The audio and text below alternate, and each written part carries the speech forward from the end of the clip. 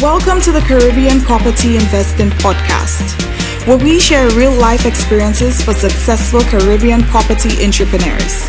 Learn about their successes, challenges, and strategies to help you create your plan for financial freedom. Now let's get started. Welcome to episode 46 of the Caribbean Property Investing Podcast. We hope you like our new setup today. In fact, we're actually the guest of our next guest. And we are in the studio and office of 123 Digital in Rendezvous, St. Lucia.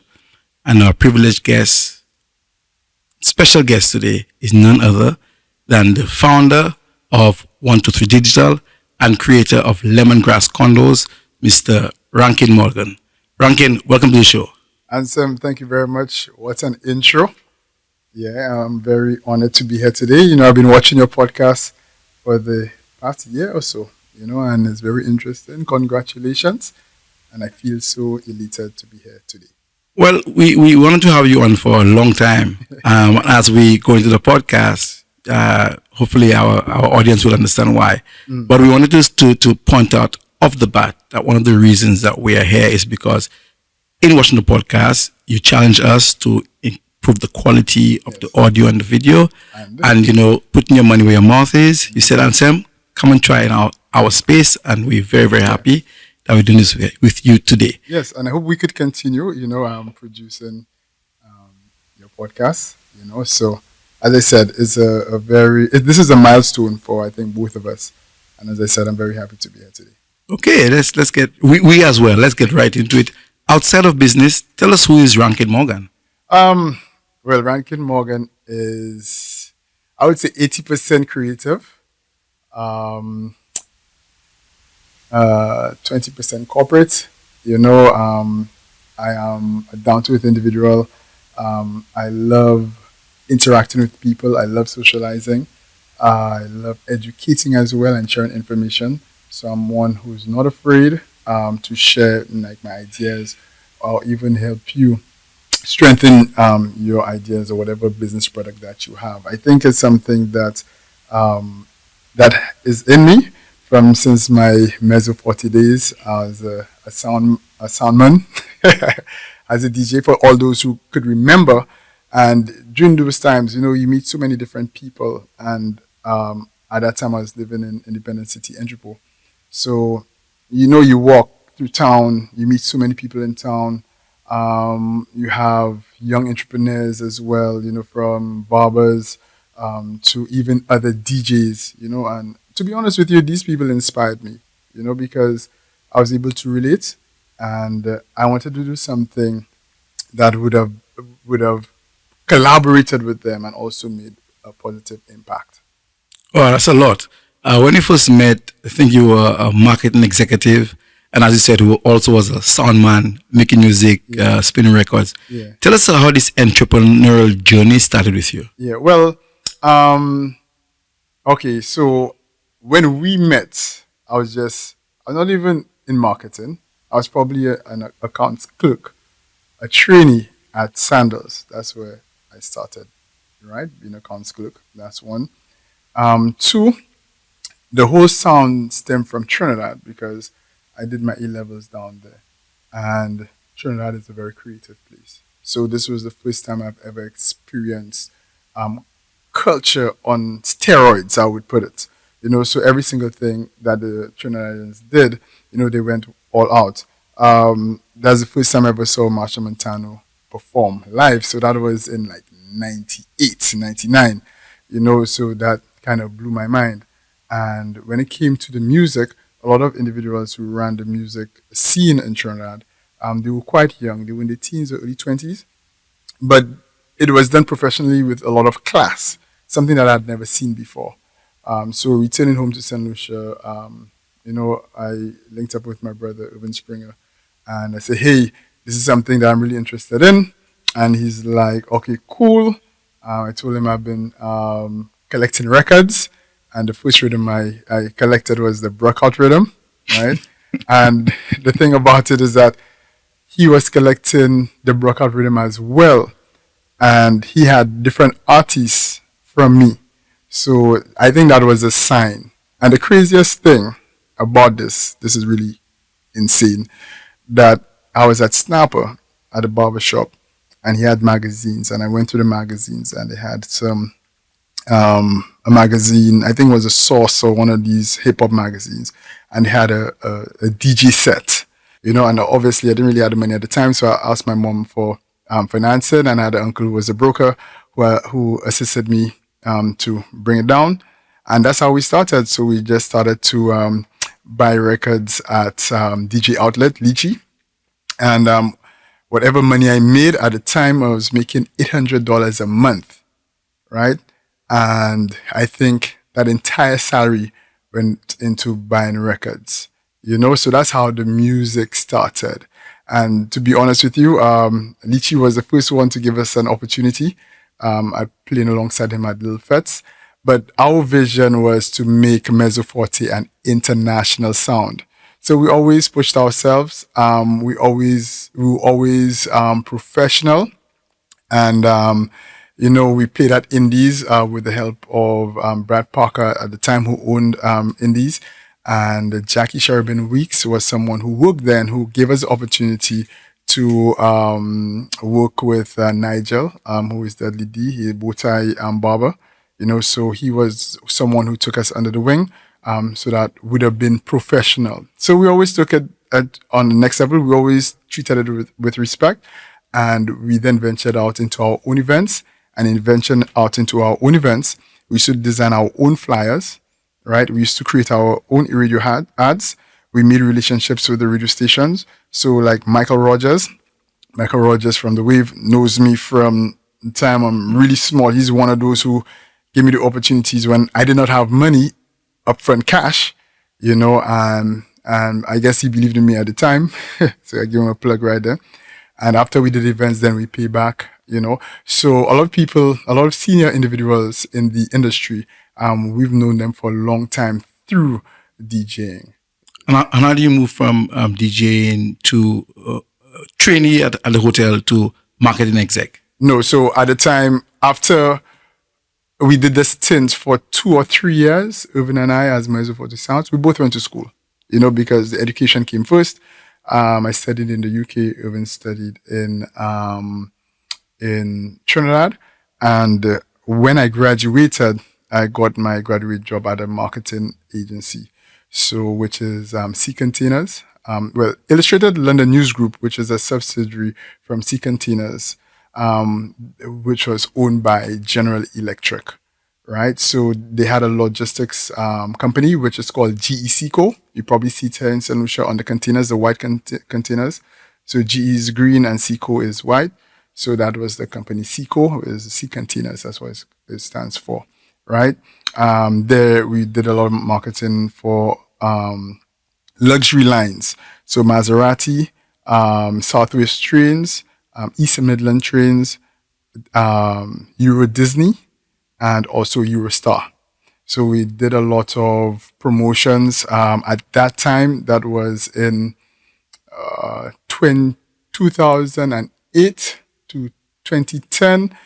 We did a lot of data mining, data collection, mining data to observe consumer behavior, and understanding exactly what made people tick and how consumers purchase. That was one of my jobs. One of my responsibilities every Wednesday was to get the data. I had to analyze it, and I had to give a report on why people behaved a certain way to certain promotions on the web pages.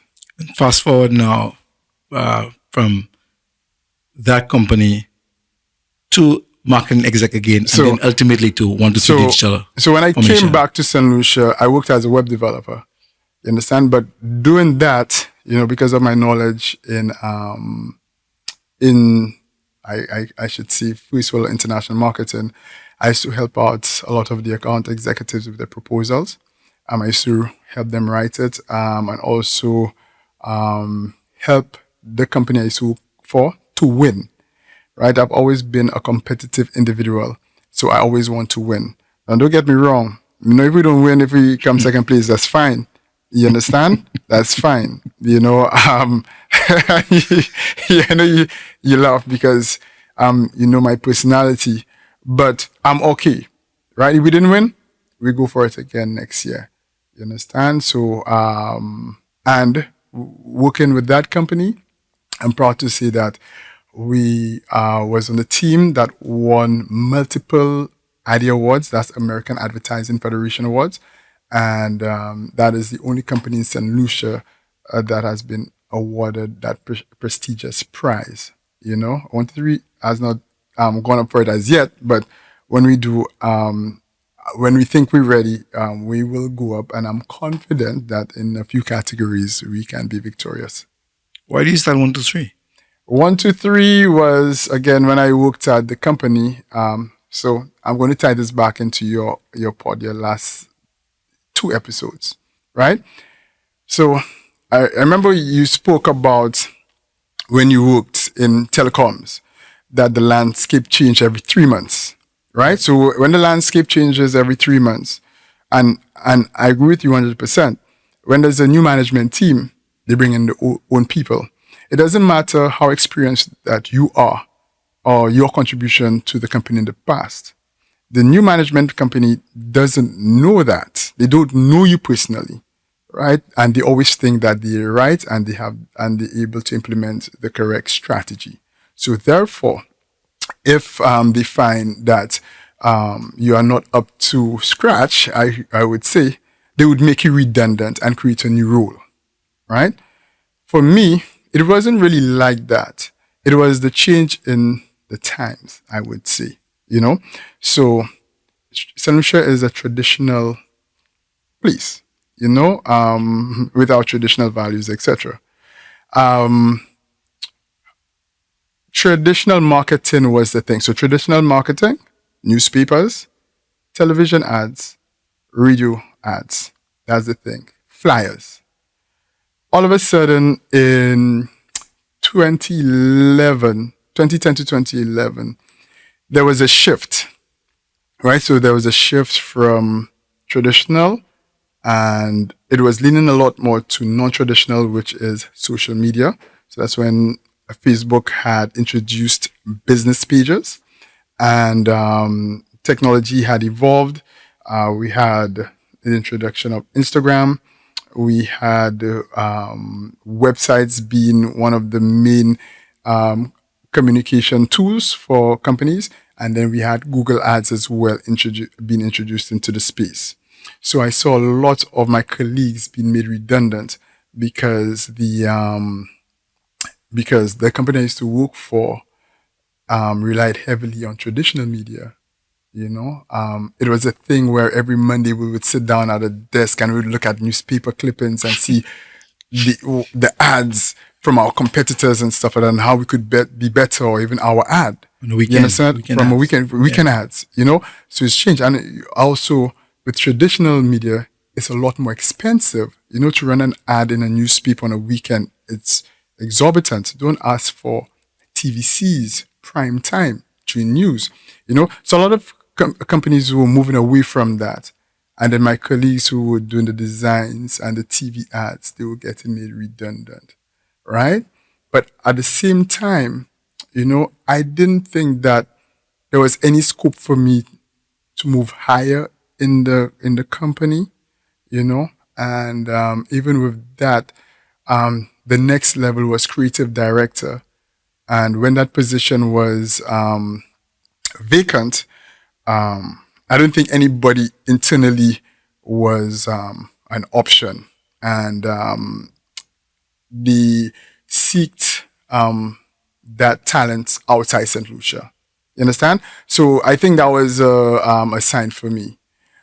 So being in that space, as I said initially, right, I always meet a lot of creatives, and I know a lot of progressive young individuals in St. Lucia. That's how the concept of Dazzle magazine came about. I applied to do a training with St. Lucia Chamber of Commerce through the St. Lucia Youth Business Trust. So what they were doing is they were helping young individuals create the business plans. And business plans are very important. You must have everything down on paper. So I took that opportunity to get that assistance, and they assigned me, I think, four mentors. One of the mentors was my boss, which was awkward at the beginning, but she was really good. And I had a business development mentor, financial mentor, and one more that I can't remember. But these individuals were really open, and they were all business people in St. Lucia. And being the person that I am, I just took their advice. They helped me shape Dazzle. I got a business plan. And so I got a business plan completed, let's say around July. And I never looked back. I started immediately on Dazzle magazine, which features young entrepreneurs and professionals. And we started in 2012, and now we're in 2026. And we won the award at the St. Lucia Business Awards for Idea of the Year in 2013. Okay, that's a lot, Rankin. We take a break now. When we come back, we're going to talk about that leap from that one project, that one magazine, into 123 Digital as we know it now, and a whole new company. Stay tuned. Hi, I'm Ansel Mathre, founder of Calabash Condos Developments by Freedom Fund Inc. and the Caribbean's first property investing podcast. When I started some 20 years ago, it seemed nearly impossible, but BOSL believed in my vision.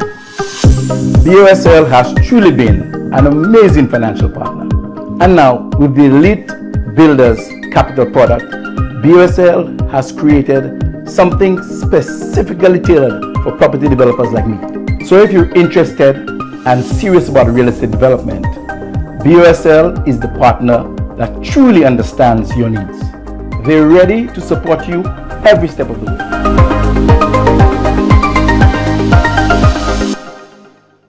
So welcome back.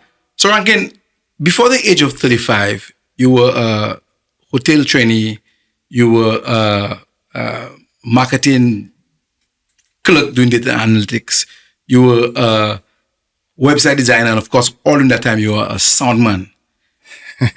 Then you became a magazine publisher. Correct. And don't forget a music producer. So I said soundman, okay, soundman, music production. Agreed. Okay, good. That's a big difference. You're right. So tell us about 123 Digital, why you started it, and what you plan to achieve, and what gap you felt you were filling in the market. Okay, so with 123 Digital, it came after Dazzle magazine. So when we started Dazzle, we got a lot of encouragement to grow the magazine. And with that, a lot of people wanted to explore our services. So my brother and I, Irvin, once again, he's also a founder of 123 Digital. And we just decided, let's do it. Because at the time, I didn't want it to be a conflict of interest where I worked, right? I did not want to operate a business.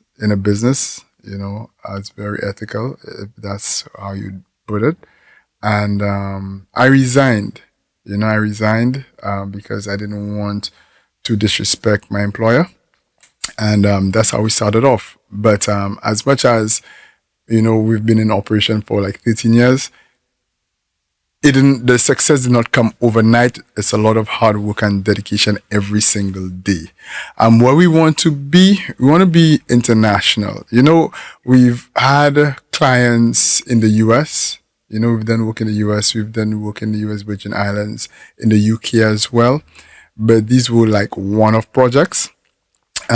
We just wanted to be a lot more consistent, because, when you bill those companies, is 2.7169 more than our currency. So I think if we solidify ourselves in the international market, I think we'll be sitting pretty. With what we've achieved here in St. Lucia, I'm very proud. We've covered not only corporate St. Lucia, but also startups through the Dazzle magazine brand. And the key services? So our key services is, I like to say, marketing support, right? So we like to support marketing departments in corporate entities. And that entails market research, graphic design, web development, social media management, advertising buy, So that's these are our key services. We like to go into app development. We've dabbled in it before over the past 5 years, but we want it to be like one of our core services. I mean, moving from being a website designer with initial experience in marketing and going, jumping in 100% into a full suite of I guess, corporate communications and marketing support. How would you say your company has evolved over the years? So when we started, it was myself, Alana, my wife, Aldrin Henry, who was our only graphic designer at the time. We had writers like Mindy Chico who came on board initially, to work on the vision, to where we are now with a lot more staff. We were not afraid to grow or expand. We always thought about scaling. We're not afraid to scale. And I think our success right now in 2026 is that we were able to evolve, able to listen to the ground, the people, because, it's our customers and the people who dictate your success.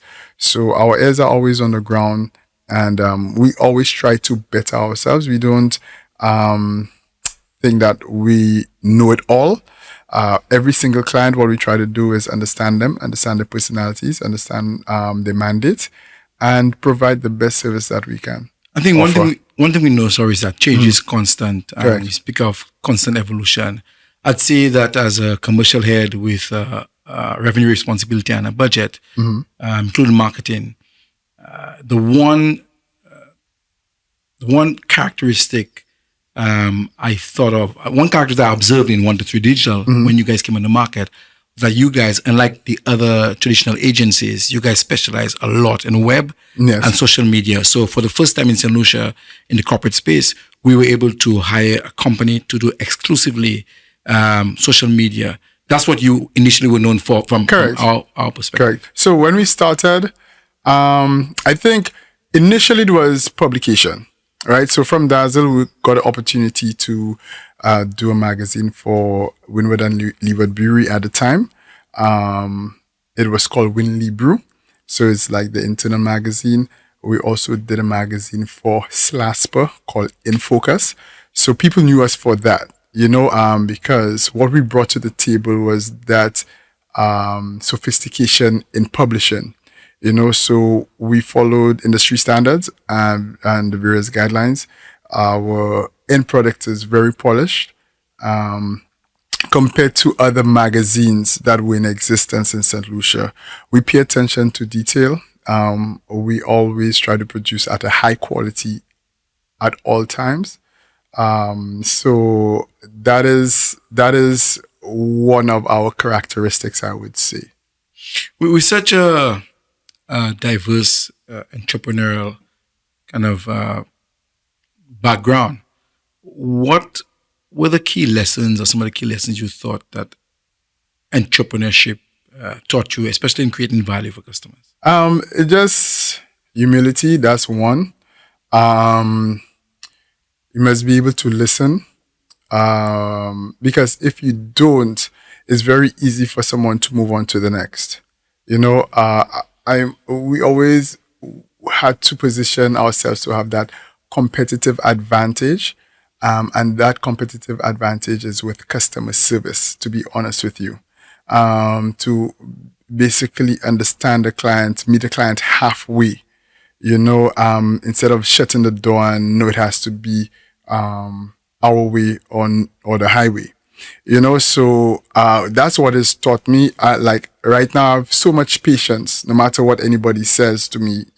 Yes, we'll have a debate on an issue, but I will definitely listen to you. And if I could bring a lot of your points across to help develop whatever product. I'm really open to that. But however, I will add my touch to it and ensure the end product is very professional. You know, I'm smiling now because you use an important word. You said patience, because Yes. that leads us straight into our next question. And my next question is, which one would you say is easier, winning contracts, winning bids, or constructing the building? Constructing the building, I would say, yeah. Winning contracts, yes, because you could have a contract for a limited time, a short period, but when you build that building or construct that building, you know, it's over a period, it's longevity, and you also ensure that the foundation is strong. You understand? So you'll be able to maintain the structure. You understand? But once you build that structure, you look at it, you're proud to what you've developed, and it's there for the long haul. It's not like short term compared to a project. I will tell you, I'm very surprised by your answer. I don't know if our audience and listeners feel the same way, but it's a good time for our next break. When we come back, we're going to speak about what we all have for, what most people have been waiting to hear about, and that's how you started your property journey. Yeah. Come back after the break. Hi, I'm Ansel Mathre, founder of Calabash Condos Developments by Freedom Fund Inc. and the Caribbean's first property investing podcast. When I started some 20 years ago, it seemed nearly impossible, but BOSL believed in my vision. BOSL has truly been an amazing financial partner. And now, with the Elite Builders Capital product, BOSL has created something specifically tailored for property developers like me. So if you're interested and serious about real estate development, BOSL is the partner that truly understands your needs. They're ready to support you every step of the way.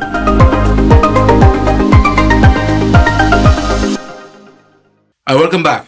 Rankin, your last answer to the question, which one is easier, winning clients or constructing a building? You said constructing a building. I was very, very surprised because, you know, on the outside, in the corporate world, we just imagine that you know, you put out your RFP, you interview clients, and, you know, if the RFP meets the terms of the brief, then, you know, you're in business once the price is right and you can deliver. Us having had the property experience, we know how difficult it is. Yes. And, you know, full disclosure, Rankin and his wife, Alana, came to me a couple of years ago, said, Ansem, we're ready to build and we're looking for land. Can you help us? We're very lucky. Within a year, we're able to get a plot of land. So, Rankin, I want you to just talk through how we ended up getting a plot of land. And Right. first of all, but why did you then decide along your entrepreneurship journey at that point in time that you wanted to invest in property? Well, I like that intro. That's one, because I need to correct you, right? Okay. Because at that time, I was not really that interested in land ownership, right? However, we've always had that discussion. You understand? And I understood exactly what you did when it came to real estate and property management. If you could remember clearly, it was one day you came by me at my house, and then you said, Rankin, it's time for you to own your own property, right? Just like that. Let's go. All right. So we jumped into your vehicle and we just started to drive around the place, and we saw a sign which said for sale. Now, that for sale sign was weathered. You know, you couldn't really see the print. And the bush. Correct. And I just remember you jumping into the bush and taking the sign, ripping it out with your bare hands and say, hey, look the number, call this number. And I just could not make out the number at all. I couldn't, you know, because it was battered, you know. So, but you were able to see it, and we gave the number a call, and the land was still up for sale. And again, the land was, it had a lot of bush. It wasn't maintained whatsoever, but it was in a good location, you know. So we called, and luckily for us, the buyer was willing to give us a deal. The buyer was based overseas, and he gave us a timeline in which we could get the property at that discounted rate. I think what comes to mind for me now, just to interject, was the point that we always make to viewers and people interested in acquiring property. Drive in the area that you're interested in, because that's the area you wanted. We drove in that area. You might knock on doors, you might see a sign, but drive in the area that you're interested in and identify the lot. Yes. So basically, that's what we did, I think I wouldn't say that we were really lucky, but I think we were at the right place at the right time, How was after negotiating with the foreign, the owner who was outside of St. Lucia, what was the process like in going through the bank or to get the land? So the owner had a representative here in St. Lucia. So I went through the representative. The only time I saw the owner is when we had to sign off on the documents. When it came to the banks, it wasn't straightforward. I went through 3 banks. Wow. The first one, they didn't have any sense of urgency, and time is money. I think that's when we were trying to acquire the property. So we had to go somewhere else. The second bank, the loans officer, she wasn't again enthusiastic either. She was very negative. So she wasn't solutions based. You understand? So again, that kind of broke our confidence a little bit. When you say negative, what do you mean? She couldn't give me definite answers. Yeah. And she's the loans officer. She's supposed to know, or tell us a solution or give some recommendations. But she didn't do that. I felt like I did not deserve the property to build. That's how I felt. That's how she made you feel. That's how she made me feel. Wow. You understand? I don't know. It has to go to the board, but okay, if it has to go to the board, that's fine. There's nothing wrong with it. Just tell us the requirements, and we'll see if we can get it. And that's for approval of the loan. So that's approval. Just that application process. Wow. You understand? And then the final bank, I saw one of the bank managers, and I basically at an event, just cried out, not literal tears, and telling him that it's so frustrating. I've been through XY banks and no one has taken us on and stuff like that. And he was understanding, and he directed me to their loans officers. They paid a visit to the property, and they told us the requirements.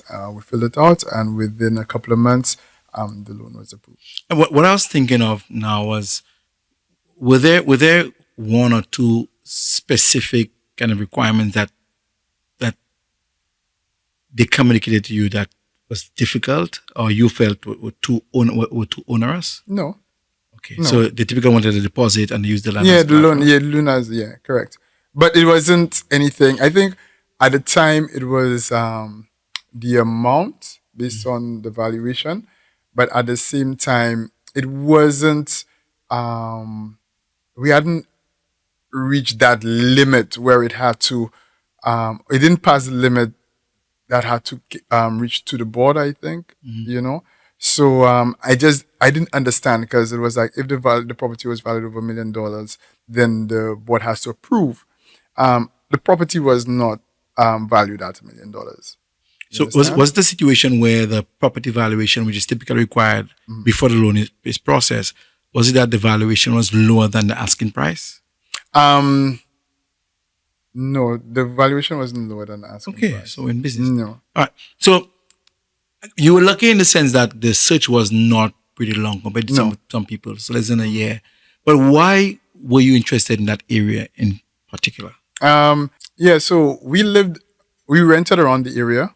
The area is very nice. The crime rate is very low. We haven't really heard of any major crimes in the area. It's close to where we work, where we play, where my daughter initially went to school. So we really love that location. You understand? So we were not looking to go anywhere too far, and we wanted property that was reasonable. Okay. Okay. And the concept that you built, it's called Lemongrass Condos. Where did the Lemongrass. idea of lemongrass come from? I think it was Alana, my wife.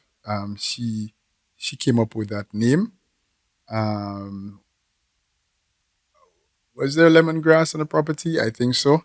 That's like what, horse grass, right? Or alfalfa, they would call it. I don't know if that's it, but we just love the name, and so yeah, I told her, yeah, no problem. All right. So now that you have the land loan approved, you have the concept. What happens next in terms of how many units, price point, budget, Okay, and the process? So basically, we didn't want the budget to be over $1 million. That's one, right? We wanted something that was manageable. Two, we wanted the property to have rent. We wanted it to be a rental property, right? So taking your advice and even listening to your podcast, the property must generate some sort of income, some sort of revenue. The property must pay for at least 80% of your mortgage, in my opinion, right? And that's another reason why we were never interested initially, right? And this may sound very ignorant, but I believe owning a house is a liability. And I'll tell the reasons for that is because you buy it at a certain value, right? You still have to maintain the house, right? You must maintain your job in order for you to get that salary, in order for you to pay the mortgage. You have to do it over a period of time, right? So you pay off your mortgage, it's probably 10 years down the line. And of course, it would have some sort of equity, there. It'll increase in value. That's fine. But we also have to understand that the standard of living has also increased in value. Inflation happens over a period of time, right? So if you had to sell that same house and wanted to buy a house that you live in comfortably, that resale will never, ever buy you a new house. You understand? So that's like that misconception, right? However, if you had an income generating property, it pays off your mortgage, right? You may even have excess, so you'll have that disposable income, which you always speak about. You understand? And I think your podcast is very insightful because we have people in today's society. They're like, oh, I'm not renting for anybody. I want my property for myself. Humbly speaking, I think that's a very ignorant statement, right? I'm not to offend anybody listening to the podcast, but life constantly changes. And let me give you an example. When we were building, right? As soon as we finished building, we put up the columns and the slabs and the walls, right? The Ukraine war started, right? As soon as that started, the price of steel went up, So already you see the cost, so whatever the cost had increased. So whatever it was valued at previously, just imagine if we waited just a couple of months, if we had procrastinated, or if we did not switch to the final bank in time, then of course that value of the house would be over $1 million easy. The cost of the house. The cost of the house. So that's my rationale with rental properties. I would always encourage it. And that's just based on my explanation. So what was your final configuration? Describe to us the structure and the space. So the structure is like, it's a modern structure, open plan, very spacious.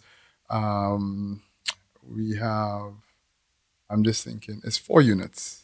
Right. It's 4 units, right? And 2 of those units are Airbnb, right? The Airbnb, we started off immediately. So it wasn't something which it was definitely not an afterthought. So the Airbnb apartments had to be completed by the time we moved in. In my research before the podcast, Lemongrass Condos, Unit 1, Unit 2, are Yeah. 5-star rated. Correct. And actually, Airbnb have them as a visitor favorite. Correct. And your rating is quite high and looks quite good. So congrats on that. Thanks. Speaking of speaking of that, so now you have the land secured. You know that you want to do 4 units in your building. What's the next process as it relates to financing for the structure?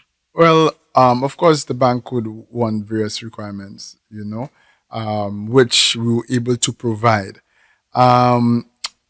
We did it at a time under a business, right, which is the 4-Pillar brand, right? So 4 Pillars is the management company, So, of course, when putting in documents, I think the only us on top of the traditional requirements, what were our clients? Who did we service at 123 Hotel? Which we provided. And we also took advantage of the tourism concessions because at the time you had to have 6 rooms in order to qualify, which again, as I said, we have the 6-room unit. So that was the only, I would say, obstacle if it was. But from the time we got the green light from the bank or we understood what it took to submit those requirements, which we did, that process with that particular bank was seamless. Typical requirements from the financing institution would largely be around your salary level. Yeah. They want a salary reduction. They might want a deposit, but if you have the land as security, they don't typically ask for a deposit. Some banks actually ask for a slush fund, some as many as 6 months mortgage payment up front. So you didn't have those requirements.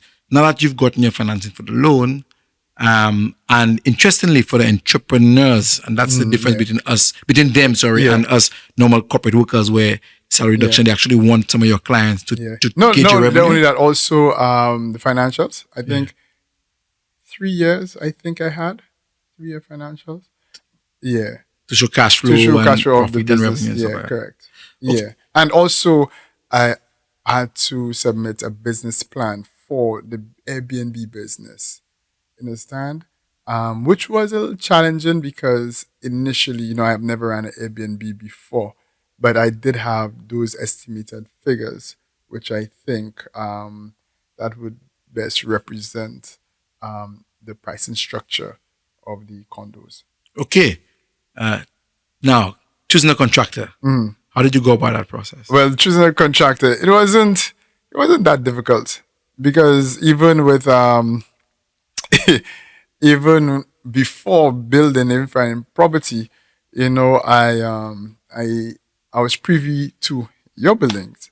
So I think I was there for Calabash Condos. That's the one at Marisol Ridge. So I witnessed that. I also witnessed Capacity Southfields. Yes, Southfields. From nothing, from bush. I remember when you brought me there, and I was exposed to various contractors and also architects.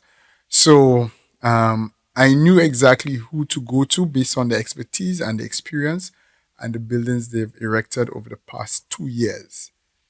So I had trust and faith, so I knew exactly who to go to. How long did your build take, roughly? My build took probably a year and a few months because we slowed down for probably around 3 months. So after we did the first floor, the slabs on the wall, just to ensure that all negotiations went through with the bank. And then we continued, but when we continued, everything went in one go. In my opinion, for the structure of the house, I believe that it was constructed very quickly. I don't have any contractors' horror stories. And our contractor did advise us, did educate us. He did a lot to save us money, and he explained why he was doing certain things. I didn't find that it was shortcuts, but I felt after the process, I myself felt that I could be a contractor, So I know exactly what to look out for. You understand? So when I go to other people's build or even people's houses, I look, I'm sure you do that too. You look at different structures or different methodologies, how things are erected and say, okay, well, they shouldn't have done that. Or okay, the pipes are out, there should have been in, etc., etc. Windows, tiles, all plumbing, Viewers, listeners, please don't do this at home. This is his opinion. I don't think so. And the craziest thing too? See, all my friends who were building as well around the same period, I would meet these individuals every Saturday inside of M&C, inside of Johnson's. Hardware stores, picking up nails, screws, tiles, plumbing fixtures. We were always in those companies, Sunbuilt, So at that time, I felt like, I was in that club, that contractors club, You preempted my next question. When you say you think you're going to be a contractor, I was going to ask you, right? What was the biggest surprise to you? Yourself and your wife, first time you're doing this, what was the biggest surprise to you during the process? Oh, okay, one of my surprises and things that people don't tell you is that when you get your disbursement, right, you get charged interest. So the bigger the disbursement or the further the disbursement. From the loan. Right? We didn't know that. So, when they give you a loan, I'm just saying for 600,000, it's not really for 600,000. You understand? And when we realized that, because coming towards the end, the interest is probably the same price as it's getting close to the loan repayments, the mortgage repayments.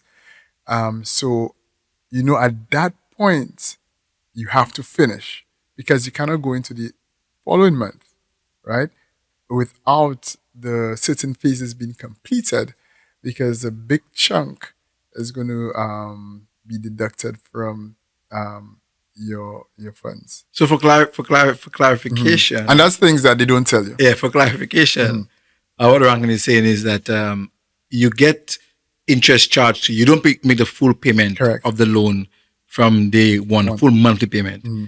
As you get the drawdowns or disbursements from month one, let's say your project is 12 months, as you go down, as you get to the full disbursement of the loan, you get closer to the actual loan payment number. Yes. And if it's delayed, if your project is delayed. Yes. Right. If your project is in the implementation, not in the disbursement of the fund. No, disbursement is right. Correct. So in other words, the bank would have given the contractor the last set of money, but he has not finished it. Correct. Yes. Which means that you cannot move in. You might still be renting. Correct. So you might have rent to pay plus your mortgage payment. Well, the interest payment, not even the mortgage, right? Because we haven't reached mortgage yet. Well, remember, if your last disbursement is done, correct. You have to pay the full payment now. Luckily for us, we finished within time. But I know people who the last disbursement has been received and they haven't moved into the house as yet. And, the bank may do a refinancing, but they'll give them a final deadline for completion. And that's where you normally find people moving into houses that are incomplete. Yeah. You see that all the time. So you go to houses, no windows, or they just have a plywood, but they're in. But when I see these things, I know exactly why. And I always tell my friends, real friends, housewarming, give any friend of mine who would have completed a project, building a home, I always want to bring something because people, that's when you're most broke. Yes. Correct. When you just finish your house and you finish it. I have a question for you.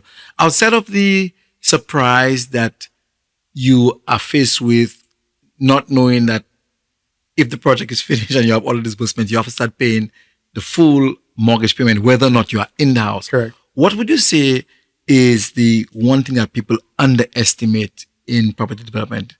I think they underestimate the cost of materials, right? In my opinion, because everyone always believed that they could get a deal or they could build below the actual value, right? There's so many factors that contribute to the increase of materials or just standard of living on a whole. Like, look right now, this war in Iran and fuel charges going up, etc., supply chain issues.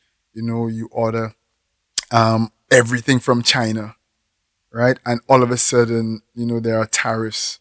Something that I'm just hypothetically speaking, that costs $50 now costs $80, right? And not just that increase in price, but the time it takes to get to St. Lucia, because when it reaches, let's say, Florida, right, it's detained by customs in Florida, and you have to pay the customs charges before it gets to St. Lucia. So people don't really think about that. And I gave an example earlier about, for us, it was the Ukraine war, which still hasn't ended. Steel was at one price, and it just it increased significantly during the war. So people don't think of that, and that's something that I would like to share.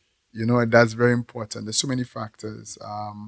COVID was another factor. I can't imagine building during COVID in 2020, in March 2020. I would have died if we had started around that time. Yeah, we started capacity at that time. It was tough. I can't imagine how people coped during COVID, during construction. So I can tell you. So what we did was we had no choice but to buy everything locally. So furniture I intended to import, like from Ashley Furniture, I got the pictures and I got a local manufacturer to do the furniture almost the same way. Immediately, 4 years later, I have termite infestation in the furniture. But that's how we could. That's how we cope. Yeah. The other issue we're talking about was in your case when you had the price increase. Yeah. Because of exogenous factors. Correct. Was you have to renegotiate with the contractor. Yeah. I dare say, I don't know if a contractor is going to eat the cost and give you the same products that you agreed with an increase in the material costs. What I do know would have happened in my case, we looked for alternatives. All right. So the contractor, then we had a discussion, some meetings, and we saw where we could save money. Okay. That's one option that I experienced. All right. This question now speaks to comparing your construction and property development experience with business. What did construction and property development experience teach you that your entrepreneurial track of business did not? That everybody's not perfect. That's what it taught me, because with construction, you have different people working on the property at different times. That's one of the things. So initially you have the the masons, the electricians, the plumbers, putting things in the wall. I don't know how you call it. That terminology. Rough work. Rough work, Yeah, right? conduits and stuff. Conduits. And what I found with the workers, right, like the masons, they have a lot of pride in their work. So these guys are able to, make the cement, the block layers, if that's what you call it. They take pride in the work, for sure. To plaster the walls and these things, yes, right? But when they're completed, when they're done, another set of workers then come in, Now some of the workers may not be familiar with the layout of the build. So that in itself may pose some like minor issues, the ability to figure out where certain things are, etc. But I find with the second team that comes in, right, they are not that committed, I would say, to the project, right? Because it's kind of like a bounce on draw, electricians, plumbers, tilers, right? They just come in to just do the work and leave because they have other work everywhere else. Whereas the contractors, they don't have work anywhere else. That's the job they're working on for the next 6 to 8 months, So the time is not split. All plumbers, all electricians, right? Who else am I missing? All tilers, right? They have other jobs elsewhere. So they try to rush the job, right? They may not have eye for detail, you understand? And that's where the professionalism goes out the window. And you have that in business? In business, no, I don't know. In business, I think there are different stages of quality control in business. For construction, my experience, right?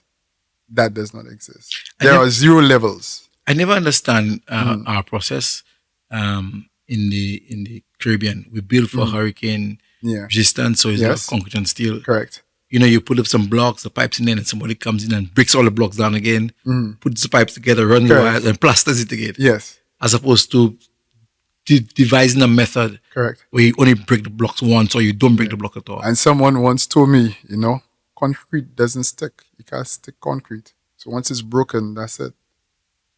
You understand? And to just emphasize on that point is that if the plastering is not done correctly, then you see the cracks. Yeah. That's when you see cracks in the walls. You understand? So that's why I say I could be a contractor, because if I come to your house and I see a crack, I look to see where the crack is going to, where it originated to where it's going. And I could tell you, okay, that crack is coming from the switch. So the reason why it's coming from the switch and it's going up to the ceiling, because they had to burst the wall there to lay the pipe. And then they plastered it, they cast it, they did whatever compound, whatever, to make it look nice. But if it's not done properly, after a period of time when it dries, that crack will reappear. Rankin, our listeners are hearing your advertisements. You offer contractor services. Yes, I do. But we're going to get to we're going to go to the next stage of the conversation where we talk about the configuration and you and your wife becoming Airbnb hosts when we come back. Hi, I'm Ansel Mathre, founder of Calabash Condos Developments by Freedom Fund Inc. and the Caribbean's first property investing podcast. When I started some 20 years ago, it seemed nearly impossible, but BOSL believed in my vision. BOSL has truly been an amazing financial partner. And now, with the Elite Builders Capital product, BOSL has created something specifically tailored for property developers like me. So if you're interested and serious about real estate development, BOSL is the partner that truly understands your needs. They're ready to support you every step of the way.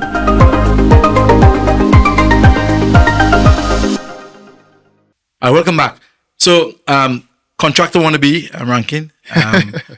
Let's talk about, now that you have the building done, or you're almost finished, you have 4 units. You can talk to us about the units, but the 2 that are on Airbnb, how prepared were you to, when you were doing it, to understand that actually you're now going into hospitality services and not just accommodation or rent? Okay, so from inception, when we spoke about Airbnb, I try to understand it because, again, St. Lucia, we have a lot of people who are in the Airbnb industry, right?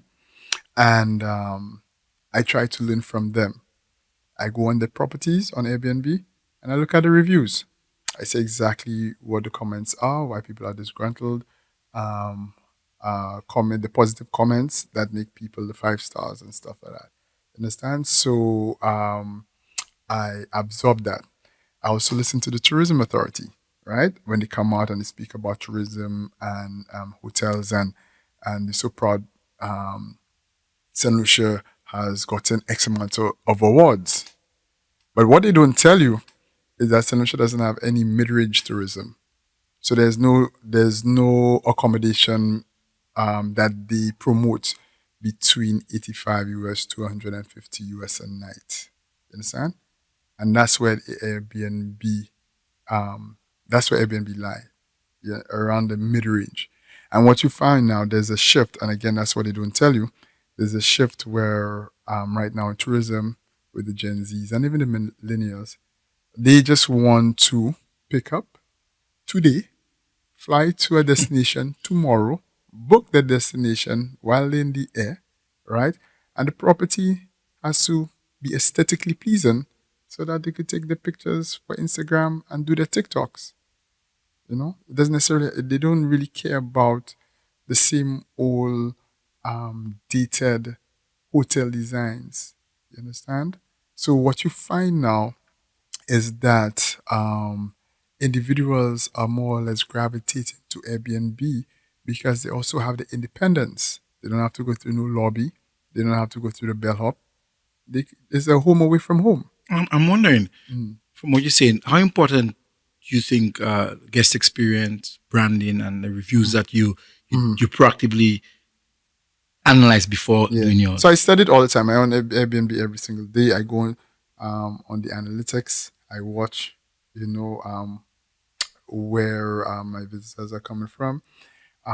If my property is on a wish list, I look at it every single day, right? I understand digital. So I understand algorithm, understand what makes properties go be listed number one or on the first page. I know why individuals look at certain properties. It doesn't necessarily mean that you have a nice pool, because I don't have a pool. But we have bookings, as you said, we have 5-star, guest favorite, and superhost. So you definitely, your digital marketing background definitely help you. Definitely help me. For sure, hands down. So when certain people are suffering with the Airbnbs, I can't really see that for me. And stuff. And don't get me wrong, of course there'll be like slow periods, like around September, October time. But there is scope. As I said, we have no mid-range resorts in St. Lucia. Starfish is gone. Royal St. Lucian is gone, right? And I foresee that that's not going to change within the next 10 to 15 years. Everybody's focusing on the sandals, the luxury. And if you do have a luxury property, unless you in that circle or you have links or you've been in that luxury industry for years, no one is just going to go on Airbnb and select your property, especially when you've just started. I know what it involves to have a successful Airbnb operation. In my portfolio, less than 10% of my units are on Airbnb. I only have 3 units on Airbnb. Yeah. Because I don't have the bandwidth Yeah. or the energy, and instead I prefer to go for corporate rental. Yes. I think it's less demanding. But You're correct. How passive or would you say that short-term rentals Airbnb is passive income? It is passive income, right? For me, I'm trying it initially because even the way the Airbnb is set up, if it doesn't work, we can go into corporate rentals. Of course, corporate rentals is safe. You have contracts for a long period. But with us and our location, we do get constant guests. As I said, like probably 30% of our guests they book last minute.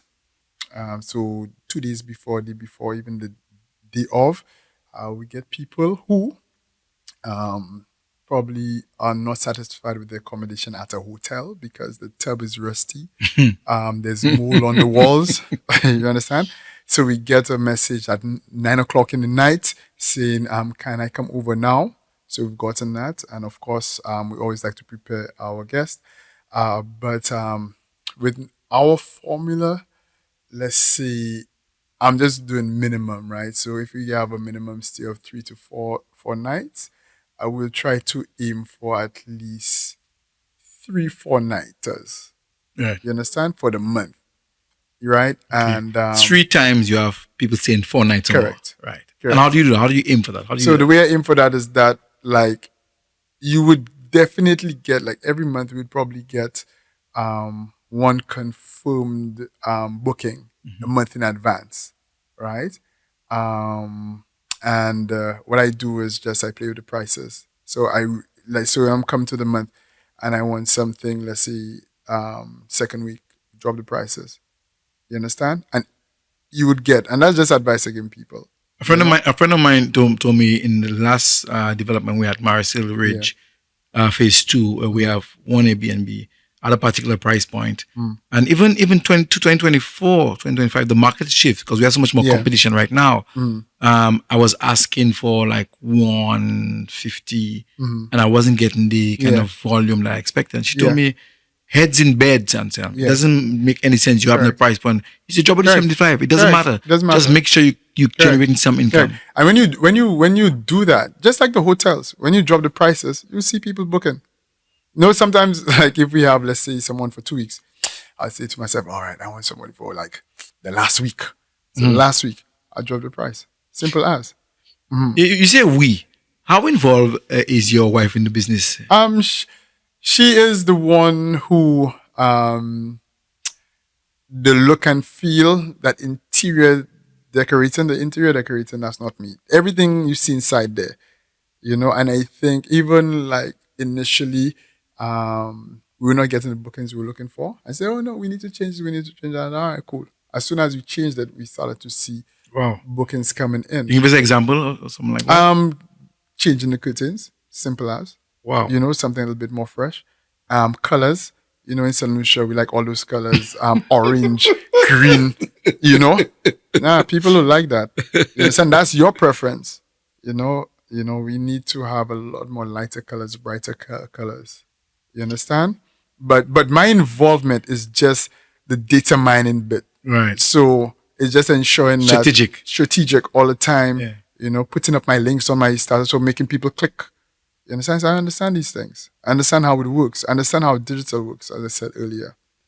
And it's all about algorithms. I'm thinking, how do entrepreneurship and real estate development, how do they complement each other? I think based on what I do, and even listening to other people who are into Airbnbs as well, who either worked in tourism, I think they have a different mindset. So we treat it as a business. We don't treat it as like apartments. We are very dedicated and would ensure that we get our bookings. You understand? We don't leave it to luck and chance at any given time. There's always a method to the madness. So I think just being an entrepreneur, because it's a business, that's another source of income. So I treat it like that. You understand? And as you said in one of your podcasts, I think 44, is that you must have additional source of income. You cannot just rely on one source of income. That's what they taught you, but that doesn't exist. So if you could get 1,000 here, 1,000 here, 1,000 here, it adds up. I want you to just quickly give me some of maybe your top 3 challenges you have, in the hospitality side of the business. And then after you answer that, tell us about the 3 challenges you had during the construction stage. So your Airbnb as a host, what are some of your key challenges that you have? As a host, the top 3, I would say one is the housekeeping. That's one, because you need to get individuals who understand that whole Airbnb model, how everything has to be immaculate. It has to be cleaned thoroughly. everything has to look a certain way, to get that, so that it could be the wow factor, that it factor. So that's one challenge. The second challenge is that everything is heavily reliant on Airbnb, so there's nobody, you can't really position yourself on the first page all the time. So you have to do all that little work in order for you to be on that, And the rankings. on the high rankings. Yeah. You understand? So that is one of the challenges. And the other challenge is that you cannot screen your guests. So Isn't that why Airbnb have the rating? Because they have the you can look ratings. at the guest reviews. Yeah, but sometimes I think the guest reviews only come up. Both parties have to review in order for your Yes. review. So if somebody doesn't review, you'll never know. You understand? And if you have new to Airbnb, And if you have in no idea. correct, you have no idea. flying blind. Correct. Yeah. So that is a challenge. We've had a guest, she's been with us like twice, right? Just let's say every time she comes in, I have to get fresh linens. Oh my goodness. Yeah. Okay. All right. But I think our audience must know that whatever the reason is, one of the reasons that I have to get fresh linens and I like white now is because of the dyes, the hair dyes, Yeah. and the makeup. Yes. For sure. And I find it a lot with my British guests. British guests, the pillows and the sheets normally have the black hair dye and some makeup. So that's one of the issues that I have. So what I did for the makeup, I had like makeup wipes. Yeah. Yeah, I did. So that. you put makeup wipes in your bathroom I've done for it free? before for Yes, free. yes, Yeah, yes, yes. because same thing with the makeup, the towels, especially the hand towels. I have to give that some extra Clorox. Some extra bleach. Extra bleach. Good idea. So going back, I know you had no contractor horror stories, but from the process of financing during the whole build, what are some of the three key challenges you had, if you can recall? Three key challenges are just supervising the guys who do the finishings, so that they pay attention to detail. That's one. Two, it would just be, as I mentioned earlier, that additional pressure to complete the project on time. And the three, at the time it was water. I don't know if that counts. Of course. Because if there's no water, the guys can't work. You understand? That's location specific. Yeah. So we had a tank. So we start to wrap up. Broad question: what does financial freedom mean to you? Financial freedom is relative to the individual who mentions it. Financial freedom to me is the ability to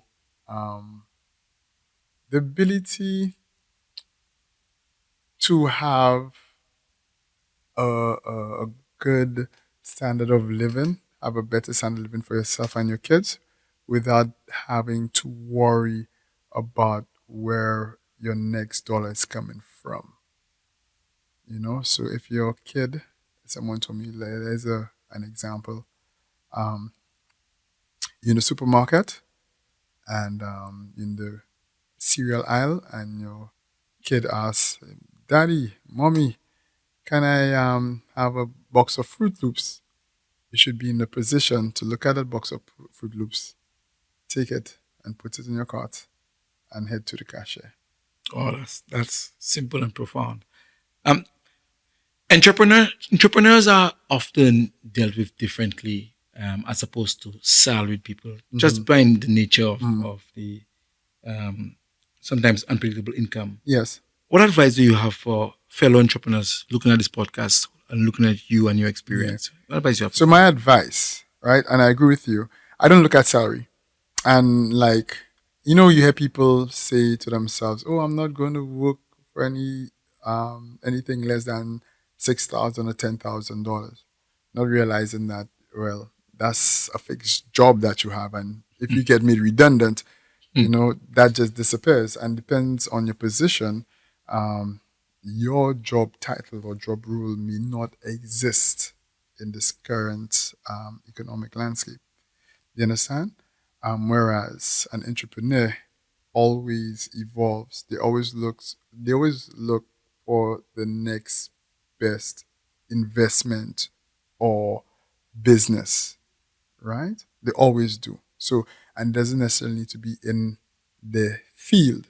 Once they get that opportunity, they go for it, and they don't necessarily look for a big paycheck or payday from it.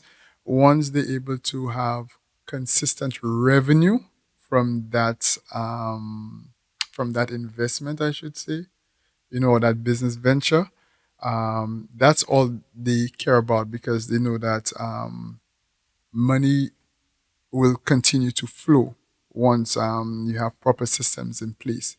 And based on the previous experience in business, that's the value they bring to the table in new business, different ways to strengthen that business, and entrepreneurs are always hungry. Yeah. They're always hungry. Vacation, they work on vacations. They always researching. They always trying to understand new markets, how to strengthen their brand and their business. So, my advice to those out there is always have something on the side. Don't be complacent with your job, your 9 to 5, because one day you come to work and you'll be handed a letter saying, unfortunately, you have been made redundant. And then what? Your mind starts to think over time. You have a mortgage, you have a car payments, and you have your kids at school. How are you going to manage from having a 10-figure salary to having 0-figure? You have a rent to pay or mortgage. How are you going to do that? What can you do? So think about it. Whether it be you have a skill, or you have the ability to use your expertise, consultancies. Do something on the side. All right, Rankin, we're going to introduce a new segment. It's called Property Rapid Fire, All right. where we're going to ask you some questions and just give the first answer that comes to mind. Okay, cool. All right? Entrepreneurship or real estate? Entrepreneurship. Airbnb or long-term rental? Airbnb. Build or buy? Build. Beachfront or hillside? Beachfront. AI or traditional marketing? A mixture of both. All right. Favorite business book? Rich Dad Poor Dad, you would say? It's a good book.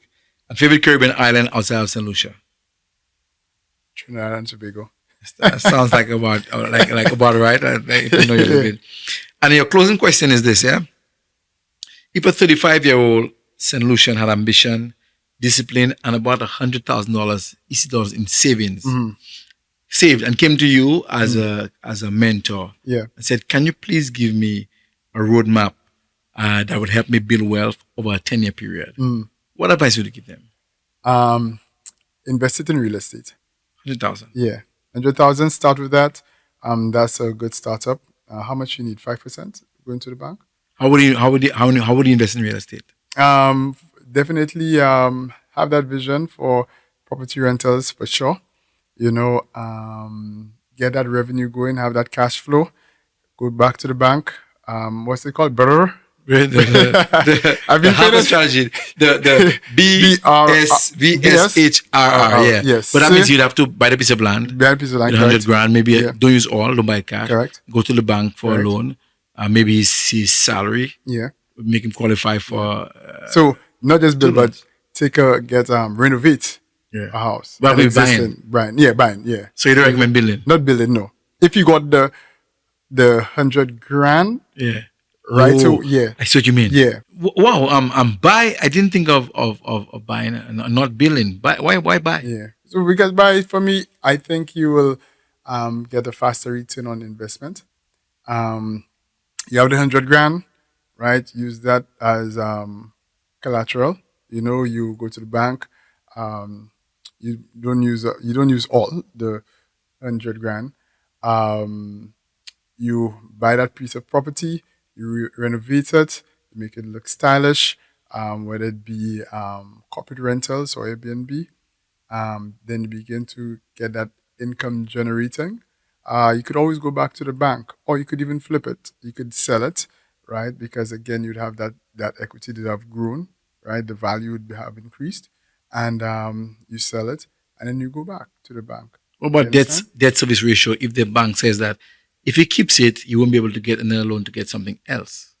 Well, you mentioned that in your last podcast, Yeah. right? I guess there's other ways to go around it. Starting a business, a property, a registered or an incorporated property management business, and then you put it on there. Okay. That's how you could do it. You All right. understand? And again, with the cash flow, and of course you'll have your financials. You present that to the bank, and you go again. Hey, Rankin, thanks for that. All right. It's insightful. I learned so much, and I always tell our viewers and listeners, I learned so much by interviewing guests. Thank you for your time. And thank you for having me. And hope to be on your podcast again in the near future.